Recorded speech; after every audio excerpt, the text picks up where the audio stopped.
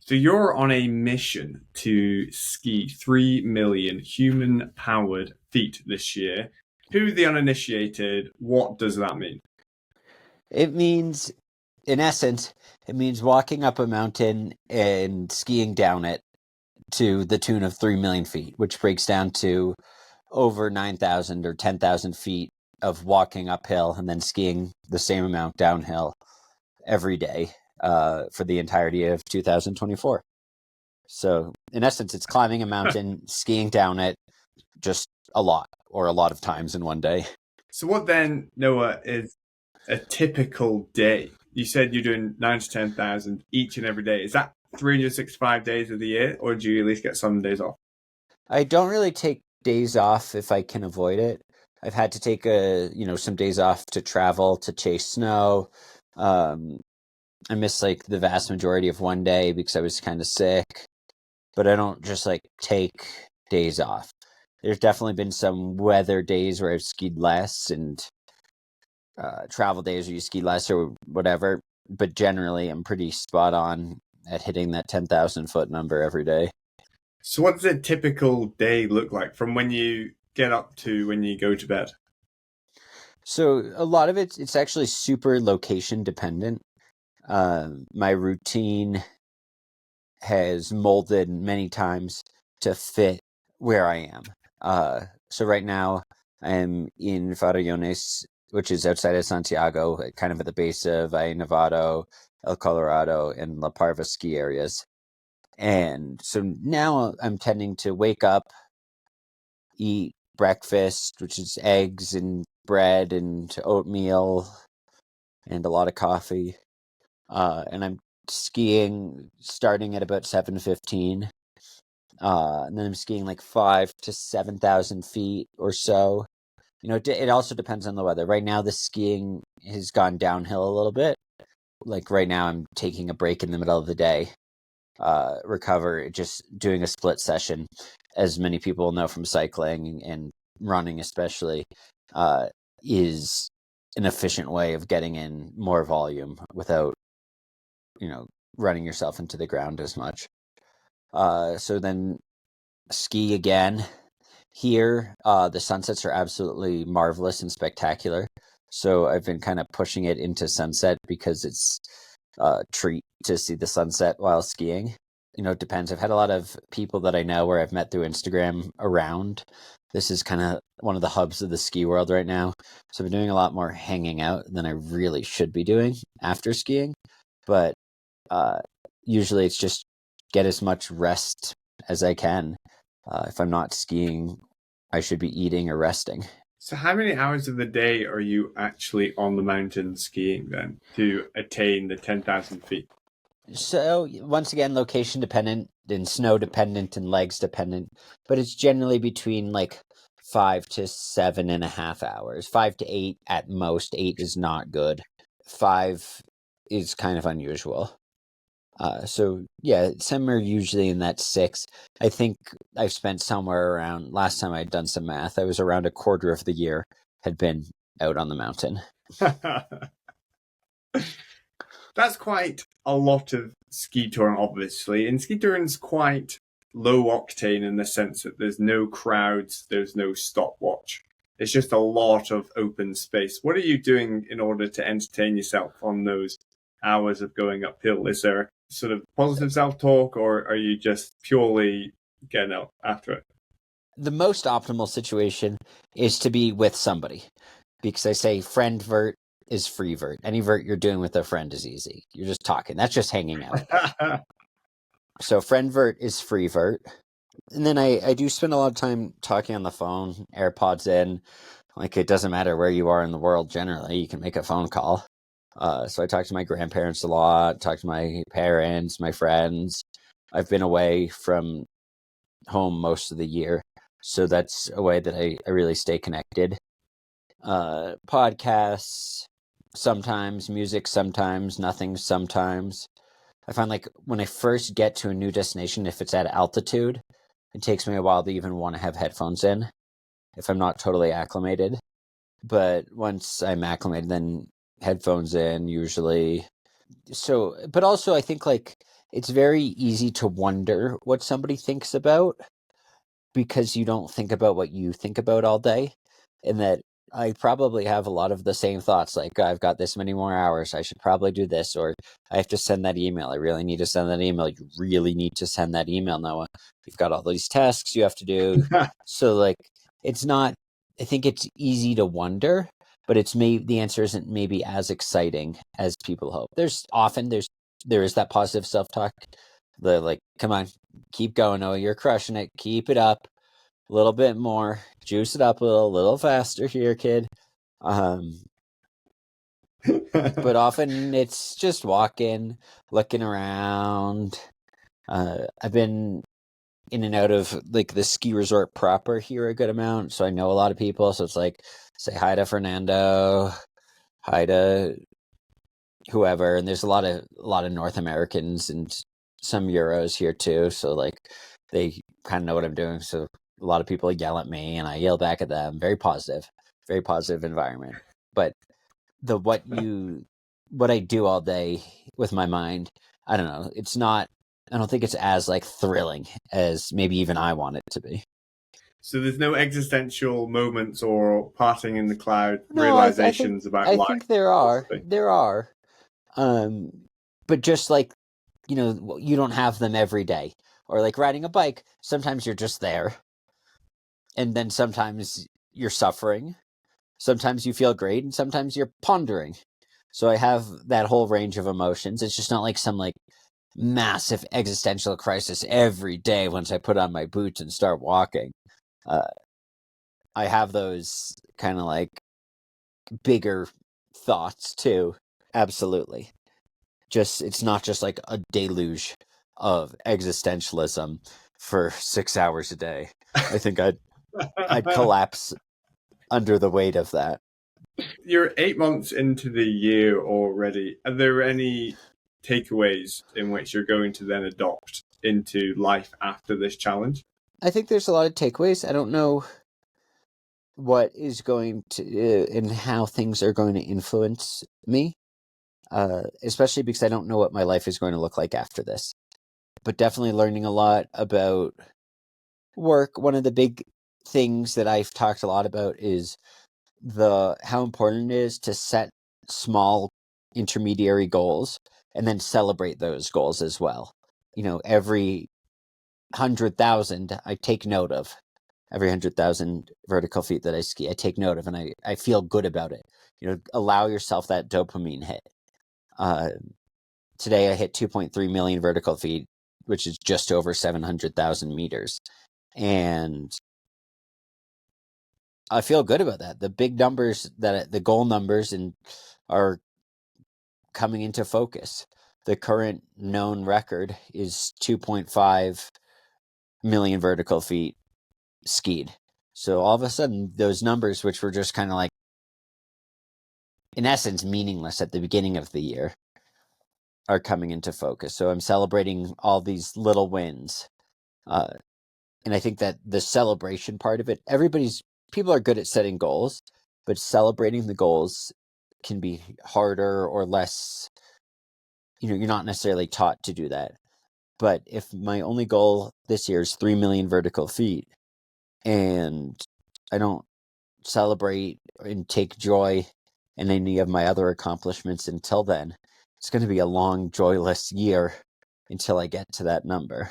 So, what are you doing then to reward yourself from hitting these micro and intermediate goals? Because presumably a lot of people would think, oh, I'll treat myself to a night out or a nice meal out or whatever. But sometimes a lot of the typical goals can run contrary to the performance that's needed the next day in which you're hoping to achieve.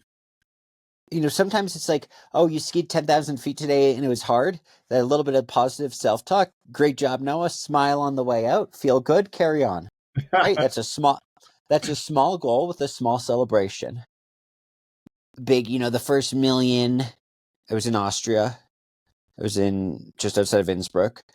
And I think I got extra food or something special at the bakery that day. And then I posted about it and I made like a little bit of a big deal about it on social media. and I felt good. And then I moved on. But I felt good about it. That 1,000,000 is a big number. So that was bigger. Definitely not like going out and partying. I haven't had a drink this year. When I started, I said, oh, of course, I'll have beers with friends after skiing. That's so fun. And I've had no interest in alcohol. In fact, I was in St. Anton with a couple friends out at one of those insane opera bars, standing on a table or on the bench. You're not allowed to stand on the table. And I went and got a round of beers for the three of us. I took one sip and I said, oh no, I don't want this. And I handed it to Luca and said, Luca and Lotte, you drink this. I don't want this. With friends, do you find that they think that, oh, this is just Noah, this is what he does? Or are your friends like, you're an absolute nut job? Yes, to both of those things.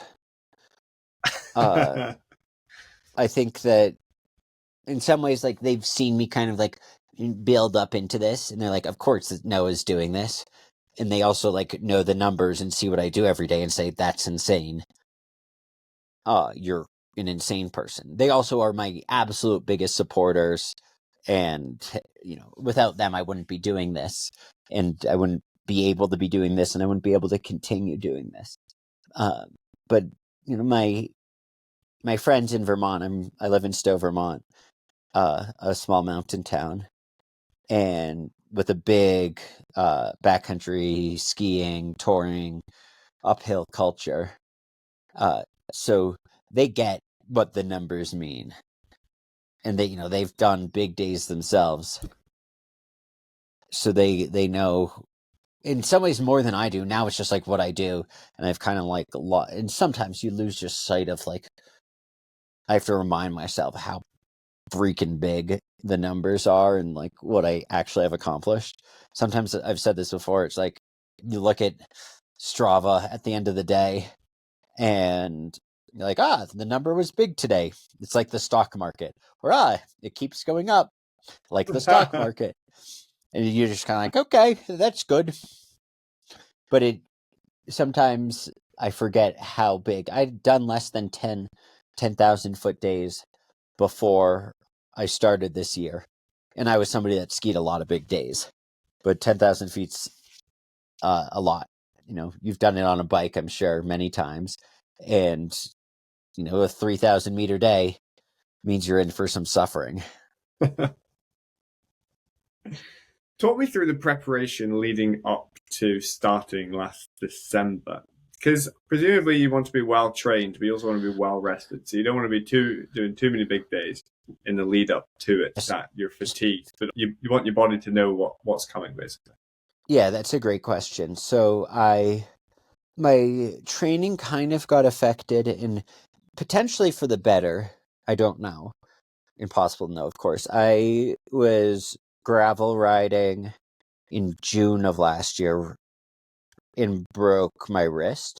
So I went from anticipating having a bike heavy training block to a running heavy training block.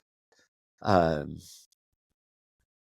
I also was working at a summer camp. So through the summer, I started slowly to build up. But I wasn't too worried about like the long-term build from the summer. Especially I was busy and I had a broken arm. I didn't want to like do anything too much. But as the summer went on, I was running a good amount. Enough that when I was feeling good again, I could run a lot. I did one big day. I biked from Flagstaff to the Grand Canyon, slept, then ran rim to rim to rim, then biked back the next day. Which was good. Like that was not really training. That was doing that, but that was like a very fun, hard thing to do. The rim to rim to rim is quite funny because that's just something that in which you did, but sort of the new wave of ultra running influencers online will make the rim to rim to rim like the biggest thing that they've done in their entire life, and they'll make 15 videos about it. I mean, it was awesome. And I didn't do it. It was also 106 degrees Fahrenheit at the bottom of the canyon, and I had biked there. I brought a sleeping bag, no tent, from Flagstaff.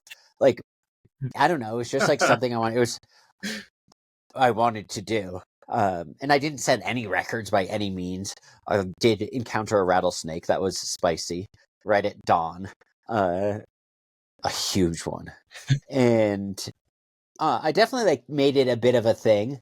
But I don't know if you've ever been there. Holy smokes!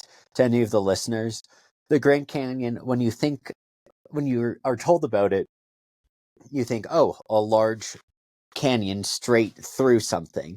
This is just a PSA. That place is unreal. It is so beautiful. It is so complex.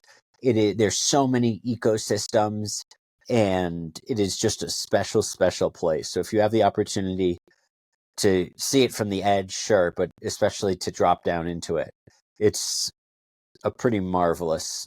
I was blown away by it. Just an incredible experience. You started the challenge, and since you've been America, Europe, and then South America, where have you specifically been in this particular journey? So I did my first month mostly in Stowe, Vermont, and then a couple towns within an hour or two. Then I was that was January. February was mostly in Saint-Gervais, in your neck of the woods, sort of. Just like 20 minutes, half an hour from Shan. Yeah, about an hour away. And the skiing sucked, but everything else was absolutely incredible. I booked tickets. Yeah, I booked tickets for Europe when you guys were just having such a fantastic winter. And then it got hot like the week before I came, and I was like, okay, it's hot, and then it will get cold again. And it just didn't. It would just go 2 weeks in a row without being beneath freezing at 2,000 meters or something. So that sucked. But the pastries were phenomenal. Speaking French is fun. It's absolutely gorgeous. I just was parading myself through mush every day. So that was, yeah, that was a little unfortunate, but I look back fondly on the time spent in France. Then I was in Austria. I was in Innsbruck, and then a week in St. Anton with a friend, skiing Patrickhoffel, Axemerlism. I'm sure I'm pronouncing the Axemerlism one wrong. Patrickhoffel is this sweet hill right outside of Innsbruck where they had the Olympic downhills. Very efficient skiing. I met the Föhnwind there. That was my misadventure in Austria, was the Föhnwind. It was nice, and then it's a little kick in the ass at the end. It dropped a bunch of sand on the snow. April, I was in Vermont. Then the first week of May, I left Vermont, drove to Colorado, was in a few different places in Colorado for a few weeks. Then I was in Utah for another couple weeks or so. And then I was based at Mount Hood in Oregon, which is a volcano that just has tons of snow and tons of skiing, until end of July-ish. And then I've been here for a few weeks, back in winter, which after all the warmth I've dealt with has been very weird to all of a sudden be cold, see ice, fresh snow. It's been sweet. Love it. What is the ideal condition of snow in which you're skiing up? Do you just want it to be pisted, just efficient, get up there as quick as possible? Breaking trail for 10 feet a day must just be horrendous. There's what's most efficient, and then there's what I really want. And what I like is to ski paddle. Ideally, somebody else breaks trail, or you scoot up a piste and then out. Because breaking trail is really inefficient. It's exhausting. I did a lot of that actually, the past week, 10 days. And yeah, it's super tiring. Yeah, so it depends. If the snow is good, then I'm much more willing to sacrifice efficiency. If the snow isn't good, you want what's I always forget other countries, but in the United States, like an easy black diamond, hard blue square kind of run that's consistent. Flat is the enemy because then you're expanding energy and not getting vert. And then you want it to be at least 1,500 feet. 2,000 or more is better, but it doesn't take me long to put the skins on or off at the top or bottom, so I don't actually worry too much about the total length of the hill. Because you're skiing for so many hours a day, is there a thought out nutrition plan, or is it just calories as king and you eat whatever you want? Calories is king. Um, I probably should be a little more scientific. It's very carb based. Try to get as many carbs in per hour as you can. It's similar to cycling, that like more fuel is faster. Plus some caffeine. Big fan of that. What about work through this situation? What are you doing in order to pay for the flights, the fuel, and been able to spend all day on the mountain? Yeah, so I'm not working. Have gotten a little bit of sponsor money. People on the internet keep giving me money, which is very nice. I appreciate it. I refuse to like go out and ask for it because I don't know, it's just skiing. And then I'm, had a bunch of savings from working and not spending. I guess that's how you get savings. Uh, this obviously costs a lot of money, but it costs not that much money in the grand scheme of skiing a lot because I'm walking. I'm not paying for lift tickets. I'm not paying for a helicopter, um, or fancy dinners with beers and whatnot out. So I lived out of my truck for about 2 months. While far from cheap, it's about as cheap as it can be. And to that point, if I had a lot more money to spend, I think I'd be able to ski significantly more. I wouldn't be having to deal with my own logistics. I'd be staying right next to the mountain always. I wouldn't have driven out west. I would have like had my car shipped and I would have flown, so I wouldn't have lost 2 days of driving or more. So money is definitely a limiting factor, but I've done everything possible to make it as little of a limiting factor uh, as I can. And I'm still grinding, trying to find more sponsor dollars or euros or pesos, whatever. The money side of things is definitely, and the social media and the sponsorship and all that has been a lot more of a learning curve than walking uphill every day. That I'm really, really good at. The other stuff I've had to learn. So you must have accumulated some good old fashioned war stories in all of your travels up and down those mountains. Could you share some with us? My first day, that wasn't like a travel day, where I didn't ski 10K, was in Saint-Gervais. Um, and it was raining. Okay. I live in the northeast of the United States. I know rain. I know skiing in the rain. No problem. Okay, go ski. 3,000 feet. Okay.